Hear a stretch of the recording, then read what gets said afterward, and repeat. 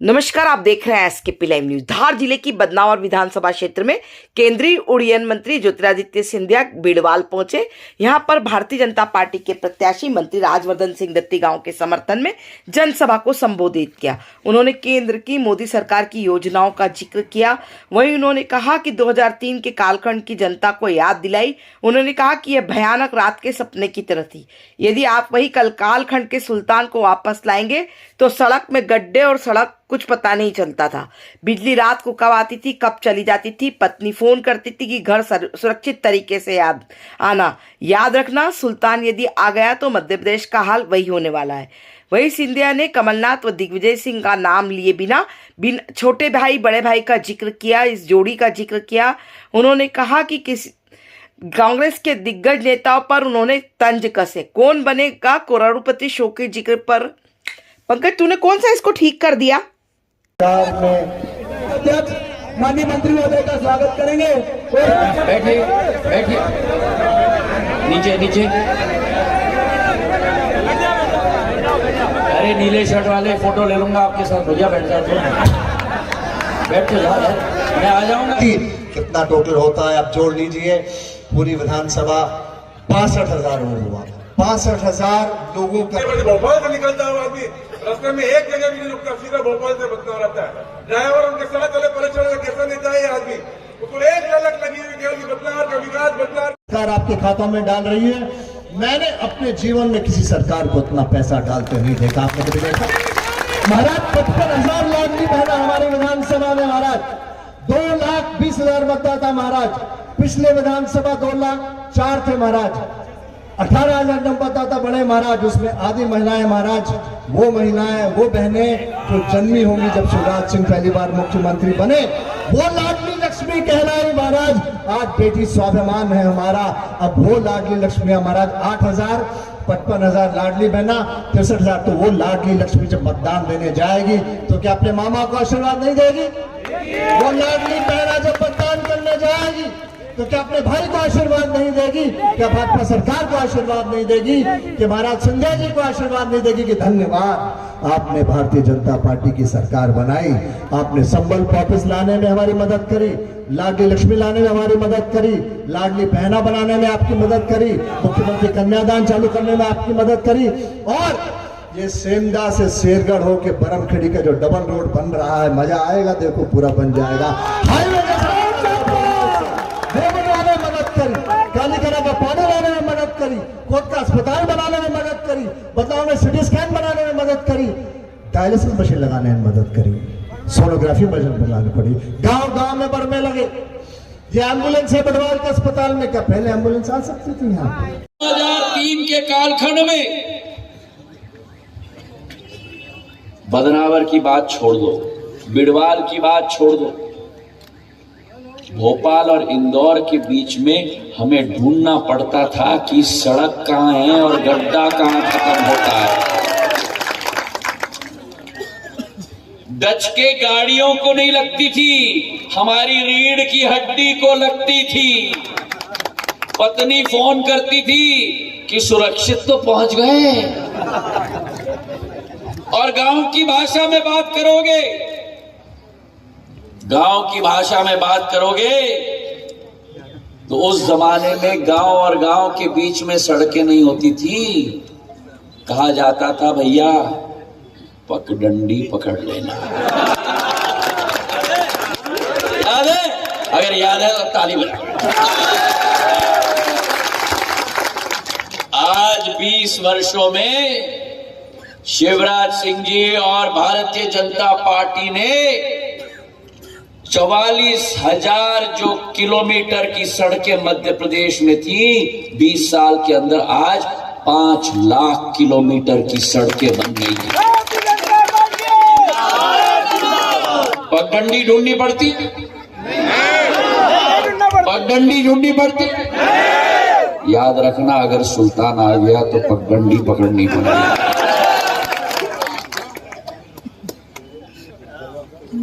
करोड़पति का खेल है कांग्रेस का। और उस टीवी के शो में जब अमिताभ बच्चन प्रश्न पूछते हैं और उत्तर आता है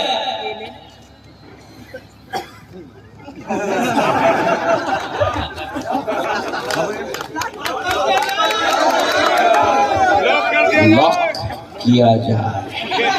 तो मेरी जनता इस चुनाव में कांग्रेस को करोगे करोगे करोगे करोगे, ये मत भूलना 2018 में। मुझे आज थोड़ी किशोर कुमार जी की पंक्ति याद आ गई। उन्होंने गाना में गाया था, ए बाबू ए बाबू ये पब्लिक है पब्लिक, ए बाबू ये पब्लिक है पब्लिक, ये जो पब्लिक है जो सब कुछ जानती है, अजी अंदर क्या है बाहर क्या है ये सब कुछ पहचानती है। बहुत परिवर्तन आया है। जो 2003 का कालखंड था, अभी राज साहब कह रहे थे ऐसी महिलाएं लाडली बहना बनी है जिनका शायद जन्म भी 2003 में नहीं हुआ था। लाडली बहना भी 2003, 20 साल हो गए, 20 साल। और 20 साल में कई ऐसे लोग आज हमारे मतदाता हैं। 1/3 मतदाता आज मध्य प्रदेश का है जिसने कभी भी कांग्रेस का कालखंड नहीं देखा, उसे अनुभव ही नहीं है। क्या होगा जिस व्यक्ति का नाम ये ले रहे थे, अगर वो आए और उनके सुल्तान भी आए,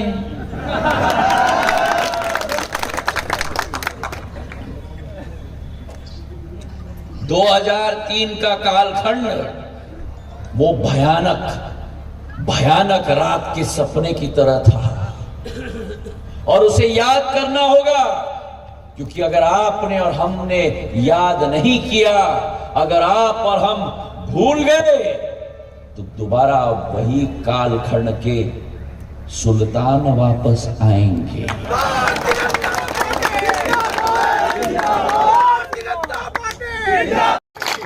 2003 के जमाने में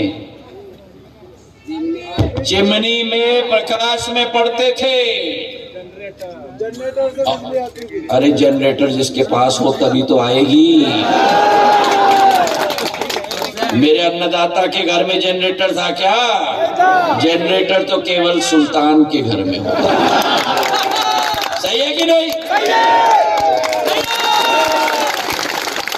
चिमनी भी है, बल्ब भी है, लट्टू भी है, लाइट भी है, उसमें ज्योति का प्रकाश भी है और ज्योतिरादित्य भी है।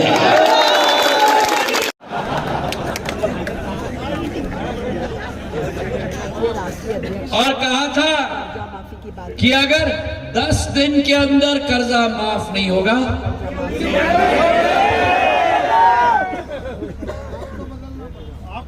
6 महीने, 9 महीने, 12 महीने, 26 लाख प्रमाण पत्र वितरित किए गए झूठे कि कर्जा माफ किया गया। मुझसे भी वितरित करा दिया। तो इसलिए मैं आपसे निवेदन करना चाहता हूं, हाथ उठाकर मुझे आश्वासन दो, हाथ उठाकर मुट्ठी बांधकर आश्वासन दो कि 17 तारीख को एक भी वोट नहीं छूटेगा, एक भी वोट नहीं छूटेगा। और जो राजवर्धन सिंह जी ने हमारे क्षेत्र में टेक्सटाइल मित्र पार्क लेके आए हैं, 32,000 करोड़ की हमारे क्षेत्र में 35 लाख के अस्पताल लेके आए हैं, 630 करोड़ का सोया प्लांट लेके आए हैं, उज्जैन से बदनावर 907 करोड़ का 4 लेन का हाईवे लेके आए हैं, 7 एम्बुलेंस कोरोना में चला लिया। ऐसे आपके बेटे के हाथों को मजबूत करो। वो भी लीडर हेलीकॉप्टर आ चुका है, शायद और ज्यादा समय नहीं लूंगा। मेरा तो एक आपसे विनती है, 2 नंबर का बटन मेरे पास भोपाल से निकलता है, आदमी रास्ते में एक जगह भी नहीं रुकता, सीधा भोपाल से बदना रहता है। के कार्यकर्ता के रूप में राजवर्धन सिंह जी ने कार्य किया। विकास और प्रगति का नया इतिहास बनाया। मैं उनको बधाई देना चाहता हूँ और हमारे बिड़वाल और बदनावर की जनता से मैंने निवेदन किया, एक ऐसी ऐतिहासिक जीत होनी चाहिए इस विकास और प्रगति के नौजवान की, ताकि उसकी ऊर्जा बन पाए और आगे जाके हमारे बदनावर में एक नया इतिहास विकास और प्रगति का हम रचें। क्या लगता है 2023 में कितनी सीटें आ रही है भाजपा की?